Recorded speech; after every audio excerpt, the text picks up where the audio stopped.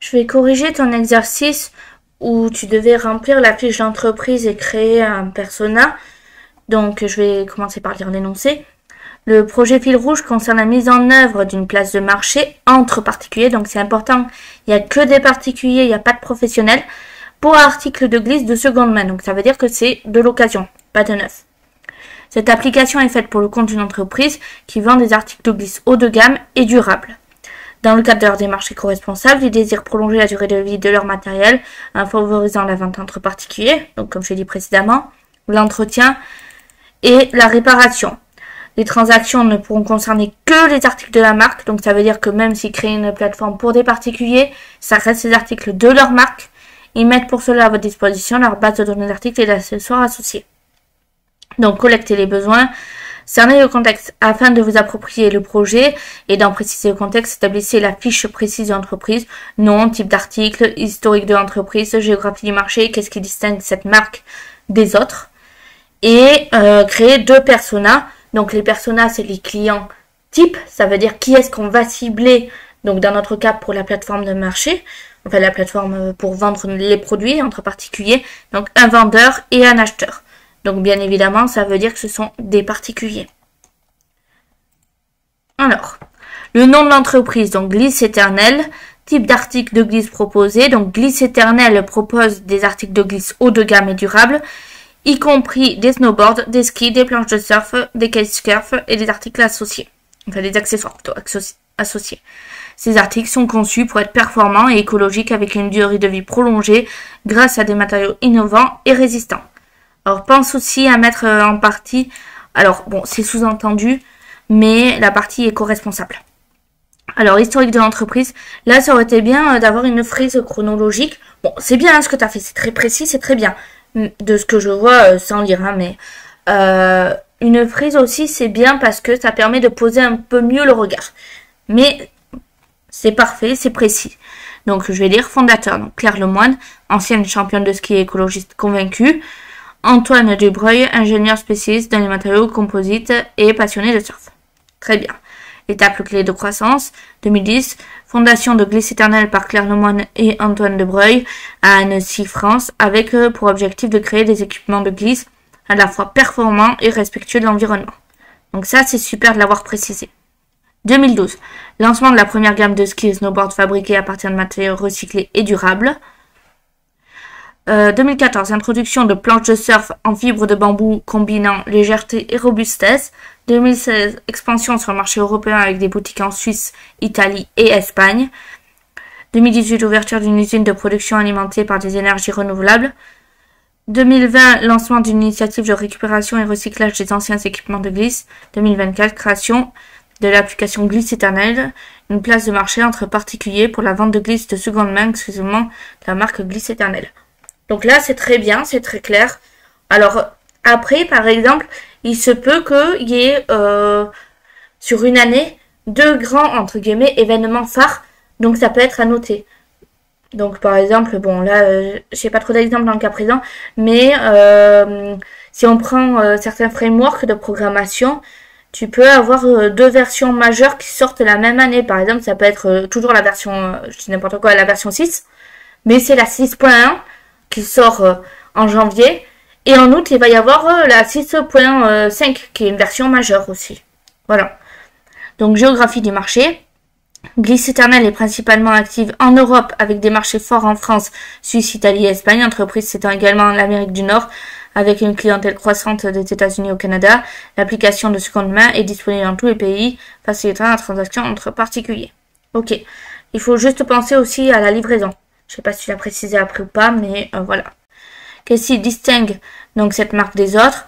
Engagement éco-responsable. Donc Glisse Éternelle se distingue par son profond engagement envers la durabilité et la protection de l'environnement. Tous les produits sont fabriqués à partir de matériaux recyclés et durables. Et l'entreprise met un point d'honneur à minimiser son empreinte écologique. Pardon. Qualité et durabilité. Les produits de Glisse Éternelle sont reconnus pour leur qualité exceptionnelle et la durabilité. Conçus pour résister aux conditions les plus extrêmes, ils permettent aux utilisateurs de profiter de leur équipement plus longtemps. Innovation, l'entreprise investit continuellement dans la recherche et le développement pour intégrer des technologies avancées dans ses produits, garantissant ainsi des performances optimales, tout en respectant l'environnement. Donc c'est la marketplace maintenant. En lançant l'application Gliss Éternel, l'entreprise offre une plateforme unique qui permet aux particuliers de vendre, acheter et échanger les articles de glisse de seconde main de la marque. Cela prolonge la durée de vie des équipements, réduit le déchet et permet à la communauté de passionnés de glisse de se procurer des équipements haut de gamme à prix abordable. Donc là, on parle de la réparation. Donc Gliss Éternel propose des services d'entretien et de réparation pour tous ses produits en encourageant les utilisateurs à entretenir et réparer les équipements plutôt que les remplacer. L'entreprise promeut une consommation plus responsable et durable. Avec ses caractéristiques distinctives, Gliss Éternel se positionne comme une marque innovante et responsable qui répond aux besoins des passionnés de glisse tout en ayant un impact positif sur l'environnement. Ok, donc c'est très bien, c'est très clair. Bon, on a tout de manière globale, à part quelques petits points qui pourraient être améliorés. Par exemple, en savoir plus, est-ce que, parce que là tu parles d'une application, mais il n'y a pas de site internet, comment fonctionne un petit peu la marketplace, ça pourrait être présenté, parce que on est en 2024, c'est le truc phare qui sort en ce moment. Mais sinon, c'est très bien. Donc, ensuite, les personas. Alors, les personas, donc c'est bien. Alors, bon, j'ai pas lu, hein, mais c'est bien de l'avoir fait. Par contre, maintenant, un conseil que je donne, c'est plutôt de les designer. Parce que on arrive davantage à, à s'identifier à un persona designé. Donc voilà, par exemple, c'est un exemple, hein. Mais tu arriveras davantage à t'identifier à ce type de persona. Alors c'est un peu flou sur mon écran, mais plutôt qu'à un persona rédactionnel. Donc, non, Alice Dupont, 32 ans, responsable de boutique et conseillère chez Ecogliss. Alors, on rappelle, les vendeurs, c'est des particuliers, tes personas. On cible des particuliers. Là, tu dis qu'elle a un poste de responsable de boutique et conseillère chez Ecogliss. Chez Gliss Éternel, pardon. Non. Enfin, il faut qu'elle ait autre chose parce que là, c'est pas comme si en fait tu ouvrais une nouvelle boutique quelque part et que tu te disais ok je vais chercher voilà. Là non, comment dire, si on regarde à nouveau la consigne, on veut un acheteur, un vendeur dans tes personas. Et on se rappelle ce qui est écrit, alors il faut que je retrouve, entre particuliers. Donc ça veut dire que même s'ils ont des boutiques physiques, les vendeurs de la boutique en soi, non, enfin, ils peuvent y être dessus, bien sûr, ils peuvent vendre leur propre matériel, mais alors, sauf si c'est dans ce cas présent, alors c'est bon, mais sinon, c'est pas un vendeur, on s'attend pas forcément à avoir un vendeur de la marque. On s'attend à avoir, par exemple, je dis n'importe quoi, un vétérinaire passionné de glisse qui va vendre des skis. Voilà, enfin, c'est ce qu'il y a lui. Donc bon, si ton idée c'était de faire Alice Dupont responsable dans une boutique, mais également passionnée de ski, qui achète ses skis chez la marque et qui les revend sur leur plateforme, alors oui c'est juste. Sinon, c'est pas ce qui est vraiment attendu, on va dire. Donc, Alice a grandi dans les Alpes françaises et a toujours été passionnée par les sports de glisse, notamment le ski et snowboard. Elle possède des diplômes en gestion de commerce et a plus de 10 ans d'expérience dans la vente d'articles de sport.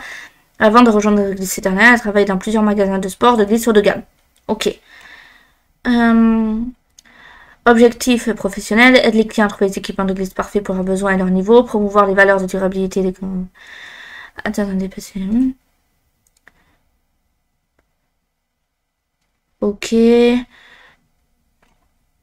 Donc, motivation, partager sa passion pour les sports de glisse avec les clients, travailler pour une entreprise qui valorise la durabilité et la protection de l'environnement, voir les clients satisfaits et bien équipés pour leur aventure de glisse, contribuer à la croissance de l'entreprise, rester informé des dernières innovations et tendances en gérer les clients.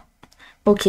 Donc, de ce que je lis, donc ton persona en soi ne serait pas faux si ce n'était pas un vendeur d'éco-glisse en fait. De glisse éternelle. Pourquoi j'ai éco-glisse en tête, je sais pas. Mais bon, bref, pardon, excuse-moi. Si c'était pas un vendeur de glisse éternelle, je te rappelle, c'est un vendeur particulier. C'est-à-dire toi, moi, n'importe qui. Donc là, elle serait... là, elle peut travailler chez Glisse Éternel, pas de souci. Elle peut être vendeuse chez eux, ok.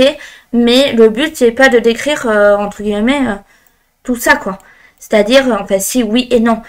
Là, dans le cas présent, bon, j'en reviens, mais c'est-à-dire, par exemple, tu l'aurais mis en tant que vétérinaire passionné qui va porter secours aux animaux en montagne, donc qui a besoin d'un bon équipement, etc. Et une fois que, bon, elle a racheté un équipement neuf, elle revend son ancien matériel, je serais d'accord. Mais là, pour moi, t'as pas trop compris ce qui était attendu, en fait. Par contre, ton persona, il est bien décrit, ça c'est sûr. Donc, le client. Parce que là, c'est le vendeur sur la plateforme, l'acheteur sur la plateforme. Donc Thomas Martin, 28 ans, développeur web. Thomas vit à Bordeaux et passe la plupart de ses vacances à la montagne pour faire du snowboard et du ski. Passionné par les sports de glisse depuis son adolescence, il est également très sensible aux enjeux environnementaux et cherche à miser. Il a découvert Glisse Éternel grâce à un ami et immédiatement tombé sur le champ de la marque. Ok, très bien. Objectif... Trouver des équipements de glisse de haute qualité, performants et durables, acheter des articles de glisse de seconde main pour réduire son impact environnemental, entretenir et réparer ces équipements pour prolonger la durée de vie, soutenir des entreprises qui partagent ses valeurs écologiques. Parfait.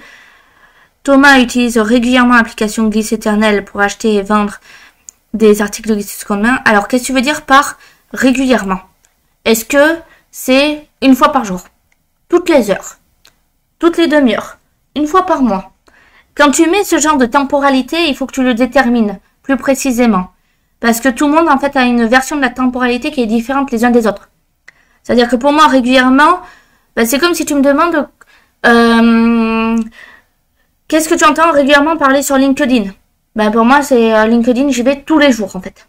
Voilà, tous les jours et au minimum 2 fois par jour, environ. Donc voilà. Pour moi, c'est ça quand on me dit régulièrement. Donc, je sais pas si toi, tu as la même version du mot régulièrement. Alors, il suit Glisse Éternel sur les réseaux sociaux pour rester informé des nouveautés et des événements. Quels réseaux sociaux? Là, c'est important. Parce que c'est bien de le dire. Hein. Vraiment très bien. Mais si tu le dis, ça veut dire que on va devoir cibler après les réseaux sociaux où une personne de 28 ans se trouve. Est-ce que c'est Facebook? Est-ce que c'est Instagram? Est-ce que c'est LinkedIn?